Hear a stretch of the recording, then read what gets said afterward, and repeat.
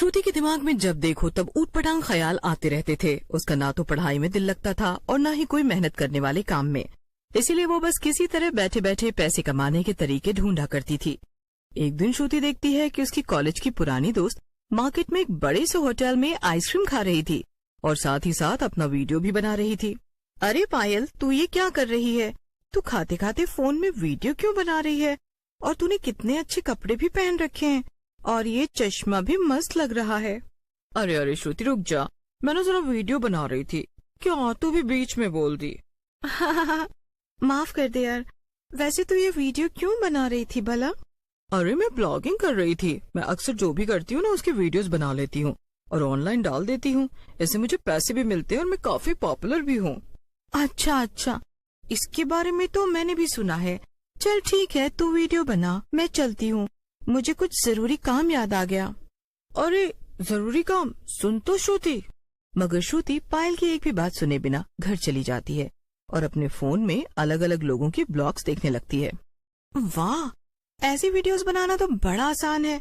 मगर ये सब तो कितनी सुंदर और अंग्रेजी में बात कर रही हैं। मगर मैं तो ना ही सुंदर हूँ और ना ही इतनी पढ़ी लिखी। छोड़ो ये सब चोचले, मेरे लिए नहीं बने हैं। ये सोचकर श्रुति ब्लॉग बनाने के बारे में भूल जाती है और वापस से अपने आराम में लग जाती है। मगर एक दिन श्रुति एक रास्ते से गुजर रही थी और उसे एक खंडहर के पास कुछ बच्चे खेलते हुए दिखते हैं। वो आपस में बातें कर रहे थे। ओहो, लगता है ये कोई पुराना घर है जिसे यहाँ के लोग भूतिया मानते हैं। वैसे मुझे तो पूरा यकीन है कि भूत जैसा कुछ भी नहीं होता, लेकिन लगता है इन कहानियों की वजह से यहाँ कोई आता जाता भी नहीं होगा। तभी श्रुति को एक आइडिया आता है और जल्दी से भागते हुए वो अपने घर जाती है। वो अपने घर से कुछ सामान एक बैग में बांध लेती है और फिर वापस उस भूतिया घर के पास पहुँचती है। वाह, क्या बात है, क्या बत्ती जली है मेरे दिमाग की। अगर मेरा ये प्लान काम कर गया ना, तब तो मेरे पास पैसा ही पैसा होगा।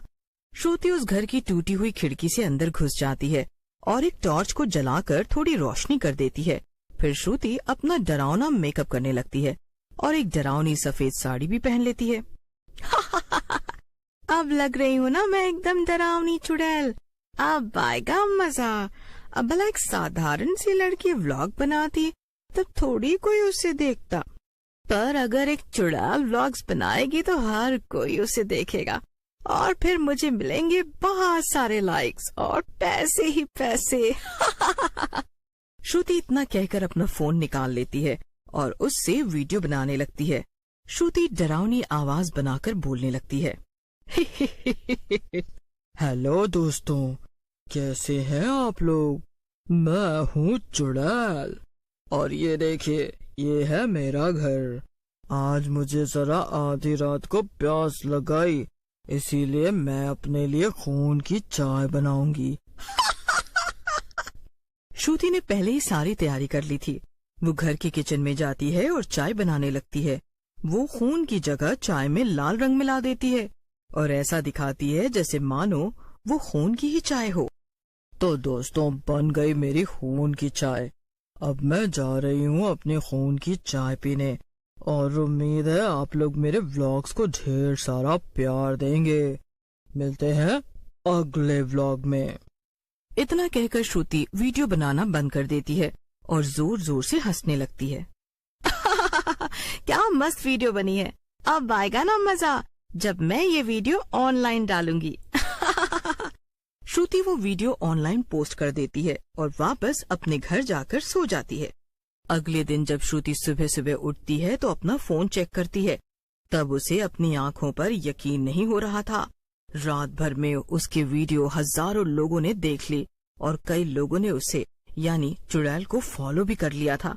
अब तो बस श्रुति और नई नई वीडियोस डालने के लिए बेकरार थी। कई दिन तक ऐसे ही चलता रहा। श्रुति रोज रात में उस पुराने खंडहर में जाकर चुड़ैल बनकर वीडियोस बनाती और उन्हें अपलोड कर देती, जिसके बाद कई लोग उसके व्लॉग्स को देखते। कुछ ही दिनों में ब्लॉगर चुड़ैल पूरे शहर में ही नहीं पूरे देश में मशहूर हो गई थी। मगर एक दिन जब आधी रात को श्रुति उसी भूतिया घर में किचन में खड़ी होकर वीडियो बना रही थी, तभी उसे कुछ आवाज। अरे ये क्या, ये आवाज कैसी? ऐसा लगा मानो कोई खिड़की से घर के अंदर कूदा हो। श्रुति बाहर वाले कमरे में जाकर देखती है तो वहाँ पर कुछ लड़के खड़े थे। असल में वहाँ 3 लड़के खड़े थे और वो तीनों भी ब्लॉगिंग करते थे। मगर जब से चुड़ैल ने ब्लॉगिंग शुरू की, लोग सिर्फ उसी के ब्लॉग्स देखते थे। इसीलिए इन्हें लगता था कि अगर कोई इंसान नकली चुड़ैल बनकर ब्लॉग बना रहा है तो ये उसका काम तमाम कर देंगे। अरे यही है ना वो लोकेशन जहाँ पर वो चुड़ैल अपने व्लॉग्स बनाती है। आज हमें पता चल ही जाएगा कि ये चुड़ैल सच में है या कोई इंसान पूरे शहर को बेवकूफ बना रहा है। हाँ यार सही कहा, चलो जल्दी से ढूंढते हैं उसे। मगर तभी तीसरा लड़का श्रुति को खड़ा देख लेता है और जोर जोर से चिल्लाने लगता है। अरे सब सच है, वो देखो वो रही चुड़ैल, अरे भागो यहाँ से। अरे रुक जा यार, ये तो कोई चुड़ैल नहीं लगती, इसके तो पैर भी सीधे हैं। ये तो इंसान है, इसने सबको बेवकूफ बनाया। अरे पीटो इसे, इसने कितने सारे लोगों को बेवजह डराया है।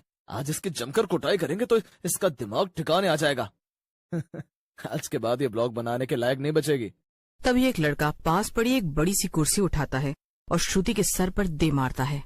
इतनी देर मार खाने से श्रुति मर जाती है। वो लड़के उसे देखकर डर जाते हैं। फिर तीनों लड़के डर के मारे वहाँ से भाग जाते हैं।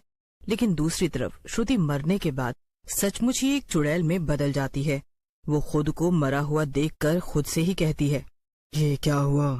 अब तक तो मैं सिर्फ वीडियो बनाने के लिए नकली चुड़ैल बनती थी, मगर अब मैं मरने के बाद असली चुड़ैल बन गई हूँ। अब क्या करूँ मैं? कई दिनों तक तो श्रुति उसी घर में भटकती रहती है, मगर फिर वो अपने चैनल के बारे में सोचती है। अरे हाँ, मेरा फोन यहीं कहीं पड़ा होगा। कितने दिन हो गए मुझे मरे हुए, मैंने एक भी वीडियो नहीं डाली। कितना याद किया होगा मेरे चाहने वालों ने मुझे।